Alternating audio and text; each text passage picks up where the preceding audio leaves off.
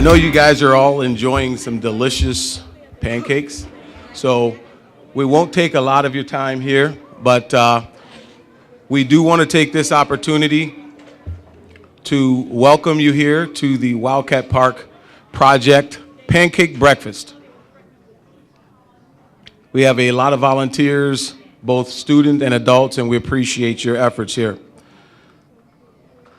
Just to give you a little, a quick overview of what this project is all about.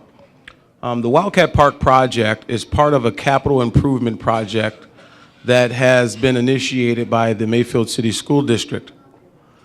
As a part of this capital improvement project, some inspired community volunteers came together to make an attempt to enhance what has already been decided to do by the school district.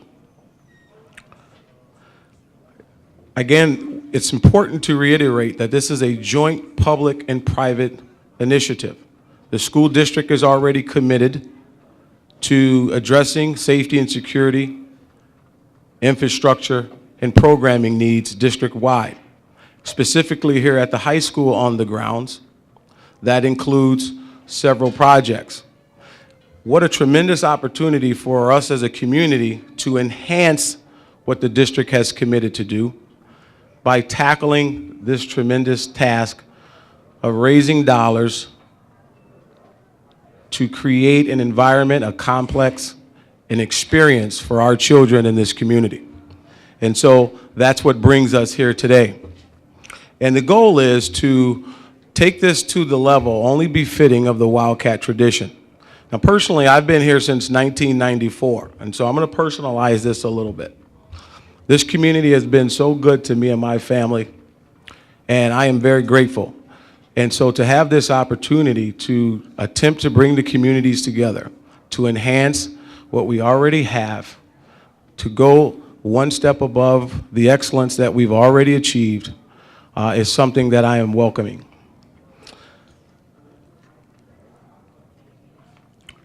Just let everyone know some of the things that are going on in the room. In the back, those who wish to make an additional contribution to the Wildcat Park project can do so.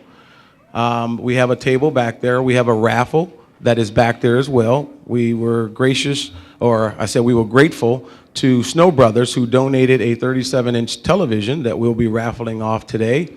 The drawing will be December 23rd. We have some very inspired volunteers back there at those tables. Our project leader, Ken Miles, is back there, and Tony Valentino, as well as others, Rocco Dociato in the back. A lot of effort has gone into this. So please visit those areas over there. We have slideshows and videos of some of the project features, as well as the site plan and many, many more. Harry Pierce is to my left. Thanks, Harry. Just saw you. Without further ado, we were blessed to have a special guest commit to come today and talk a little bit and spend some time with us. Coach Sam Rutigliano, former coach of the head coach of the Cleveland Browns, cardiac kid days, back when I fell in love with the Browns. And again, coach has been willing to come and spend some time with us and talk a little bit. So without further ado, Coach Sam Rutigliano. Coaches are always prepared.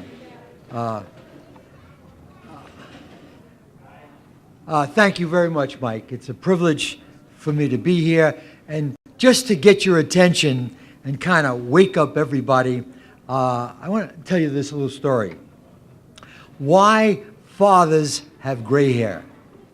There are a few here now, but the rest of you will eventually get there. Father passed by his son's bedroom and was astonished to see the bed nicely made up and everything neat and tidy.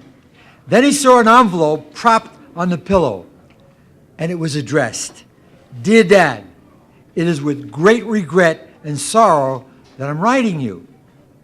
I had to elope with my new girlfriend. I'm finding real passion with Joan.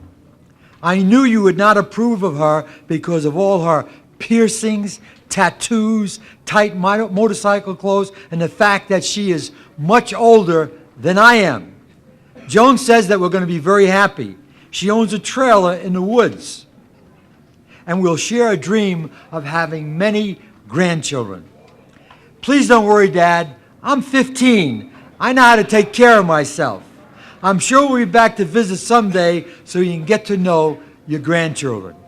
Your son, Chad. P.S.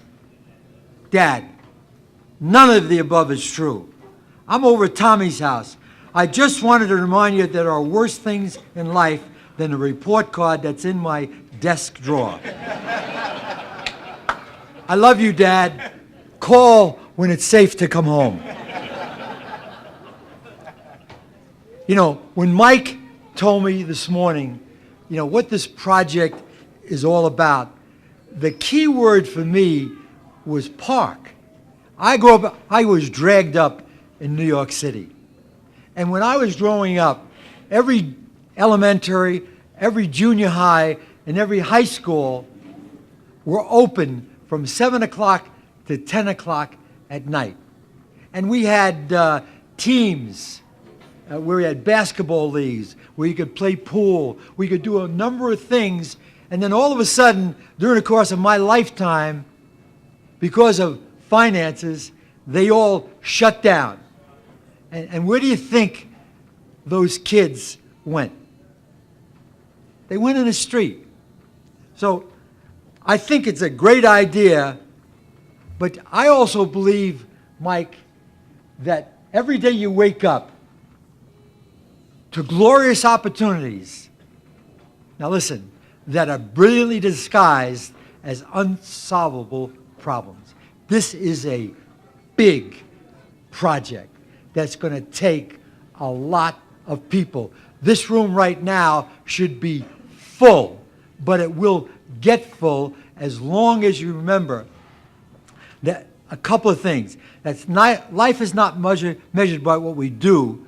Life is measured by what we do for others. The great golfer, the great tennis player, Arthur Ashe, says, you make a living by what you get, but you make a life by what you give. You see, nobody's a whole chain. Each one is a link. But take away one link, and the chain's broken. Nobody's a whole team. Each one is a player. But take away one player, and it's no longer a team. Nobody is a whole orchestra, but take away one musician, and the orchestra is incomplete. You guessed it. We need each other in this project. When I left the Browns, there was a pastor on the west side named Joe Abraham. And he said, Sam, would you go with me every Wednesday to Glenville High School?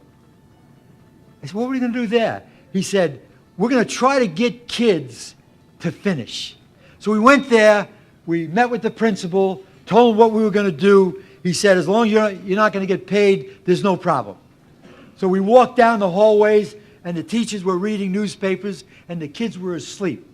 So we put a class together. It took us a month to get them to sit down and shut up. And all that time, there's a kid sitting on the front row. His name was Kelvin Hines. He was the most obnoxious kid I have ever met in my life. And so Joe would pray every Wednesday morning. And we'd say, Lord, can we just connect with one kid today? One gal or one guy. And I said, Joe, you're going to have an addendum to that prayer. He said, why?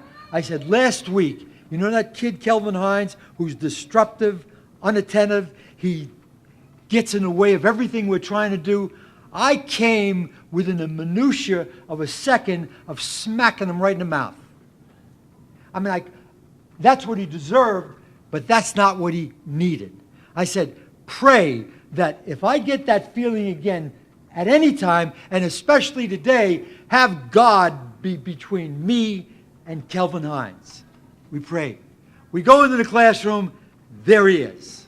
Obnoxious, unattentive, distractive. So I go up and challenge him, go right in his face. And I said, listen, you're the most unappreciative, rude person I've ever met. You're in the way of everything we're trying to do. And I just, a few minutes ago, was with Pastor Abraham, and we prayed about it, and I prayed that God would be between me and you as I am right now, and I wouldn't smack you right in the mouth, because that's exactly how I feel. And he kind of, gave me that wise guy look like, yeah, sure. I said, Kelvin, don't count on God being there all the time.